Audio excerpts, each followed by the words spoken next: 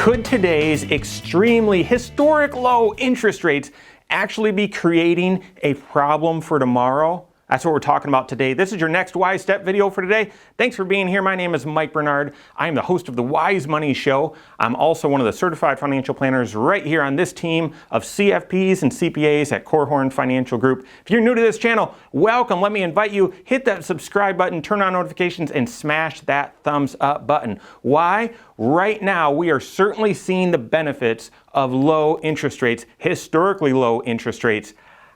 I am concerned we're creating a bubble for the future that we will have to deal with. Let me tell you what I mean. So obviously, right as this economy started to contract, we had the stay-at-home orders and everything else, the Fed came out with a whole bunch of measures. I mean, they threw everything and the kitchen sink at this financial crisis. And one of the first things they did, the obvious thing, was bring interest rates as low as possible, lower than they've ever done before. The interest rates are at zero, right? So that has certainly helped the stock market recover. In fact, one of the videos right here on this channel last week, if you didn't catch it, check it out, talks about how valuations in the stock market, stocks haven't been this expensive since the tech bubble. Many of you thought, well, maybe that's because interest rates are so low, or it could even be justified because interest rates are so low. What that means is if you are trying to use a formula to come up with the value, the true value of a stock, part of that, it's called discounted cash flows. You compare the dividend rate and growth rate to the risk-free interest rate. So what are current interest rates out there from the Treasury? And if those are essentially zero, just by that math, by that formula, the stock price should be a lot higher because that risk-free interest rate is zero. So mathematically, as a geek, I get that. So low interest rates have certainly helped fuel this stock market rally. However, interest rates have a moral hazard. Low interest rates have a moral hazard. And what is it? To state the obvious, it produces more debt. It produces more debt. Now, some people say, well, debt is leverage. I would completely agree. However, debt has obligations, and debt increases risk. So right now, in this historically low interest rate environment, to deal with today's problem, are we creating a problem for the future?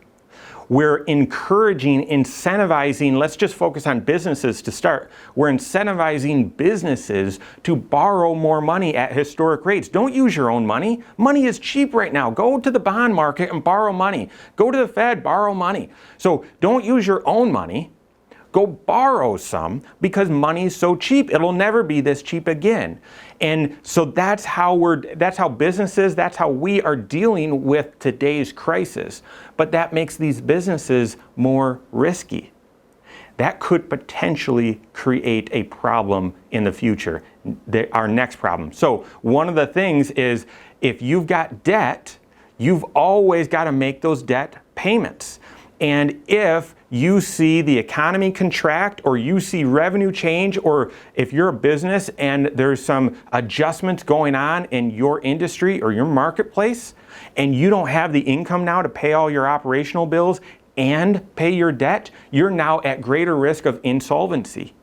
That creates greater risk on the stock market. We could be seeing companies, their share prices skyrocket as they actually are more susceptible to bankruptcy or a big collapse. Does that make sense? Yes, low interest rates have certainly helped the stock market rebound, but I believe they create greater risk. As a principle-based individual, I know that the more debt you have, the more obligations, fixed obligations you have as well.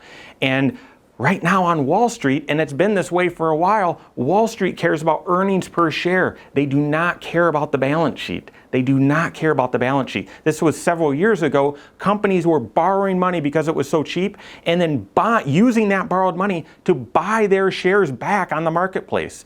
Doing so means they have fewer shares outstanding, so higher earnings per share, the share price goes up, but the company was using borrowed money to do it.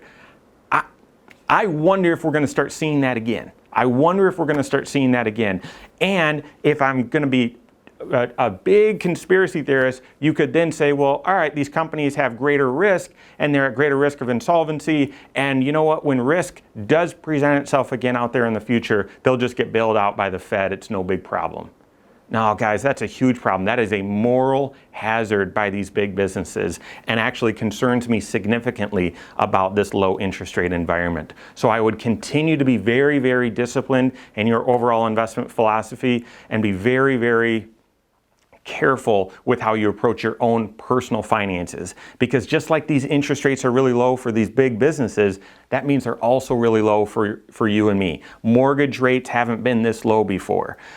So take advantage of that for the loans that you have, but be very, very careful not to get overextended in how much debt you have. For individuals, debt is rarely leverage. Yes, you can buy a bigger house and those sorts of things, but for businesses, leverage is let me use someone else's money and I can get growth on top of that. Individuals rarely see that. You're usually using debt to just handle consumer expenses. And so be very careful not to overextend yourself. On the other side of this, for individuals, I was just emailing with a client today. Low interest rates have definitely helped your investments come back up, but low interest rates are harming what you have sitting in the savings account.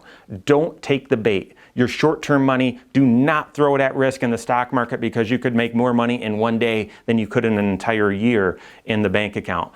But be very careful. Don't just have this money in the bank account sitting at no interest. Use an online money market, a high yield money market. Try to get as much interest as you possibly can, even though it's hard to come by.